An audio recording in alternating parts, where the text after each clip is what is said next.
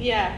I think that anytime you're awake, that if you can have a better understanding of how to carry your body so that it works for you and with you as opposed to against you, it's going to make life better. Does it make your playing better?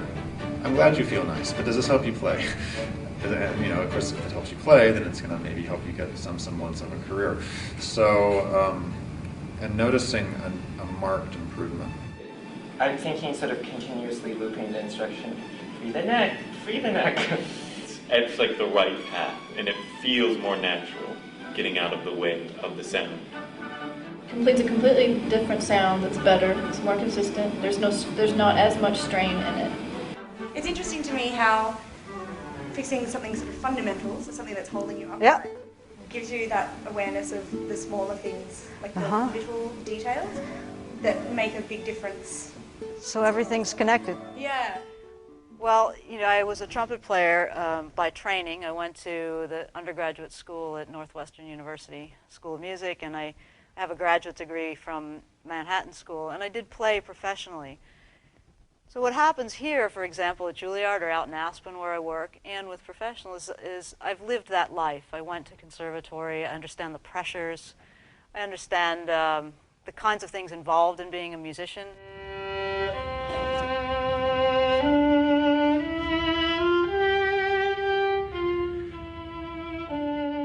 It might range from physical things like having to sit in an orchestra pit, or looking up at a conductor who's conducting an opera, or it might involve the pressure of putting on a recital, or sitting down and sight reading on a professional job and having to be absolutely perfect, for example, in a recording or something like that.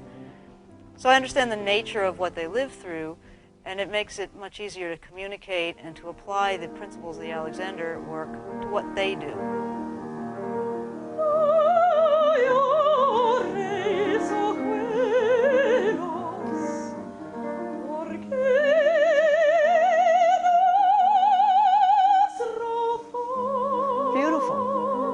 Let's pause there. Is that any different? Yeah. So what do you get that's different? I'm going to keep coming right up. It all feels much more. It feels much more the same. As in the whole phrase, I felt less like I was doing things and more that it was just one breath and there. And there you go. Okay. Yeah.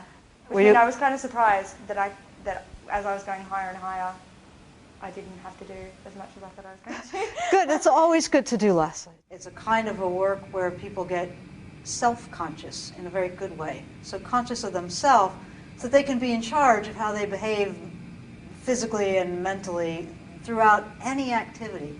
Okay, I can play this chord, and it doesn't require my back tightening to make that sound. But because of maybe bad habits from years past, I make myself think I can force it. So it's a bit of a mind game. I was interested in Alexander technique because when I came to Juilliard, I actually had a recurrent injury that had been in my arms, tendinitis, for about 3 years. I had tried massage therapy, even a chiropractor, saw a neurologist. I tried a number of different things. Finding a solution at this point was kind of a last-ditch effort to try to preserve my playing, and my alternative at that time was to become an accountant. So I was trying to keep my my music playing alive. Yeah. It's a little more space, and might direct your attention towards where your collarbones are, and think very broad and wide out to the shoulders. We'll bring you again that way. I'll stay here as you put your hands... It started giving me more of a framework to apply what the massage therapist, what my piano teachers were teaching me. I think what they all had to say was valid, but as long as I was pushing my shoulders together, as long as I was pushing my spine down, I was working against myself. It's not a series of exercises. It's not someone saying, if you do 10 of these and 10 of those, you'll be stronger and better. Because if you do 10 of these and 10 of those in a manner that's wrong, you won't be stronger and better anyway. Think about lengthening in your spine. It's very much about connecting mind and body reactions. So we learn to recognize if you're maybe tensing unnecessarily. You learn to mentally direct your body so that you can prevent and or release tensions and go on and function with quite a lot of energy. Realized I needed help, and I needed to find different sort of help than I'd ever received before. And Alexander work was fascinating to me, so I checked it out. Breath work was needed. Locked up ribs after so many years of hard work in the opera. My tendency is when I get into a high pressure situation, and probably wind and brass players in general, we tighten up. And when you're nervous and you get tight, it's going to choke off your sound.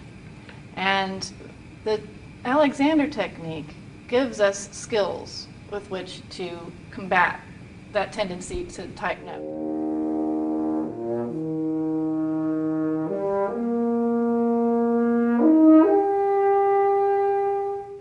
It's an amazing experience to watch in minutes how the use of the body has this profound effect on what the person is doing.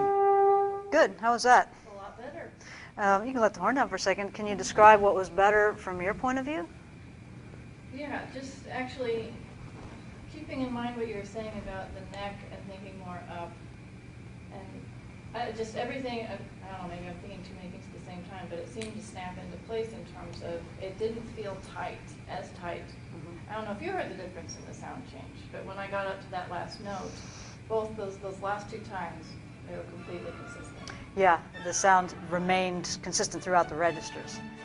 Well, I had the guitar department at both Juilliard and the Aspen Music Festival, so I'm interacting with students all the time, and I inevitably will suggest that they take Alexander technique because it really gives them a better understanding of their body, how it interacts with the instrument, and the optimal way of carriage.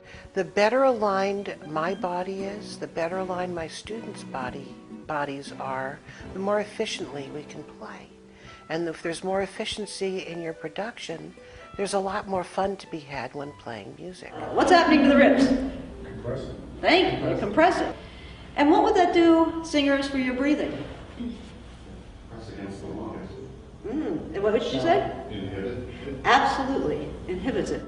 The Alexander technique is hugely popular here at Juilliard and at Aspen.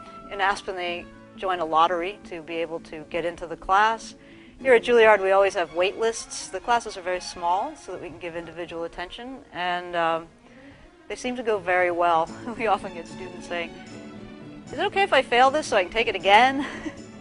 And of course, I think that's all right, but you can't fail in the Alexander technique. Well, Lori's a great person, and she's fun to be around, and as a teacher, she's very kind, she's very gentle, very thorough, and you really enjoy the session with her. You don't really want it to end. I have so much freedom in my body, and it's mostly due to the work that Lori and I did. It's easy to communicate with her about the type of sound that I'm looking for. She understands it, she gets it. As somebody who completely understands what we do and what it is that is going to help us be the best we can be. She's someone who is very easy to trust, and that's really the first step towards being able to actually do any of this kind of work. So many things could have been so much easier for so much longer if I had just done it sooner.